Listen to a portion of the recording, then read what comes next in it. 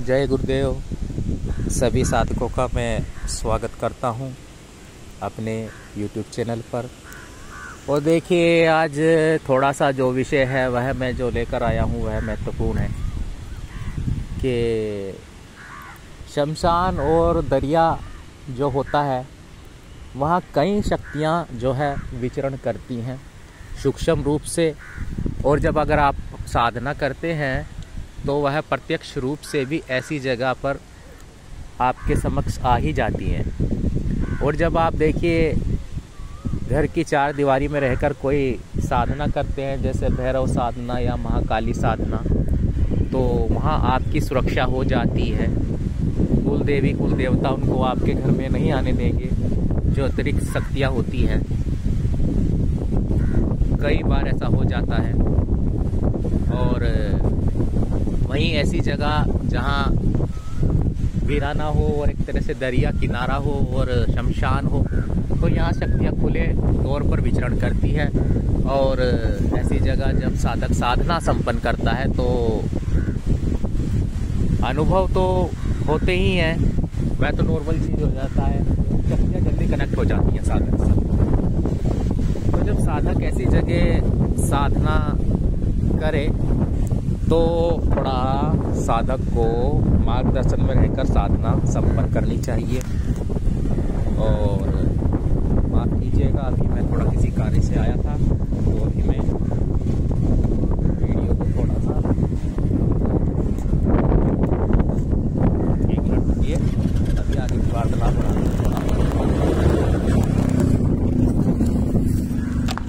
तो कहने का मतलब यह है कि देखिए, जब आप ऐसी जगह साधना संपन्न करते हैं तो सफलता के चांस बढ़ जाते हैं साधक के। और यक्षिणी जैसी कई प्रकार की जो साधनाएं होती हैं, या फिर भैरव साधना, शमशान भैरव साधना और यक्षिणी साधनाएं, बेताल साधनाएं, ऐसी जगह पर साधक संपन्न कर सकते हैं। लेकिन सुरक्षा घेरा महत्वपूर्ण हो जाता है जब आप बाहर साधना करते हैं। अब ये विचार होते हैं कि देखिए, शमशान में इतनी शक्तियाँ नहीं होती हैं जितनी शक्तियाँ दरिया के पास होती हैं। दरिया जो होता है वहाँ पर बहुत ही सारी जो भी शक्तियाँ हैं, चाहे वह सात्विक शक्तियाँ हैं चाहे वह तामसिक शक्तियाँ हैं, दोनों ही प्रकार की शक्तियाँ वहाँ पर विचरण करती हैं दरिया के किनारे। क्योंकि इसलिए वहाँ जो है वह महत्वपूर्ण हो जाता है। दरिया का जो किनारा होता है, नहर या फिर नदी, तो वहाँ पर जो है सभी प्रकार की शक्तियाँ विचरण करती हैं। और अगर आप ऐसी जगह साधना संपन्न करते हैं तो साधक को सफलता मिलने के चांस बहुत ज़्यादा बढ़ जाते हैं। बस यह है कि आपकी जो मंत्र विधि है वह सही होनी चाहिए, और जो मार्गदर्शन है वह भी आपको सही व्यक्ति का मार्गदर्शन में या गुरु के अपने मार्गदर्शन में रह करके आप ऐसी जगह साधना करेंगे तब वह स्वीकार होता है और वो देवता तक जाता ही जाता है। जल देवता तो है ही, ये प्रत्यक्ष रूप से विराजमान यहाँ पर होते हैं। बाकी जल देवता के साथ में ही समस्त शक्तियाँ चलती हैं, विचरण करती हैं। तो यह एक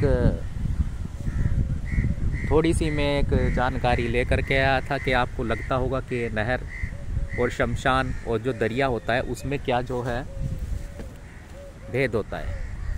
कि दरिया को आप कम ना समझें, वह शमशान से भी ज़्यादा शक्तियाँ जो होती हैं वह दरिया के साथ चलती हैं, वह नहर नदी के साथ जो है वह चलती हैं।